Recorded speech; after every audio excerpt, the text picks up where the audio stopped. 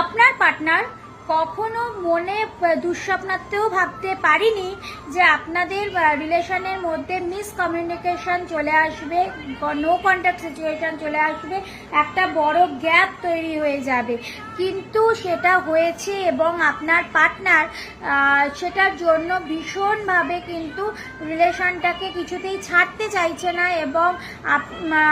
আপনার কথা সে এখনো মনে মনে ভাবে এবং একাকিত্ব ফিল করে এবং রিলেশনটাকে আঁকড়ে ধরে রাখার চেষ্টা করছে এবং এই যে নো কন্ট্যাক্ট সিচুয়েশনে চলছে, একবার হলেও সে মনে মনে ভাবছে, ভয় পাচ্ছে রিলেশনটাকে হারানোর। তো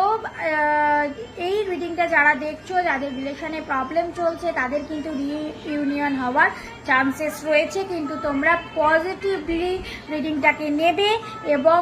ইউনিভার্সকে থ্যাংক ইউ জানাবে, রিডিংটাকে ক্লেম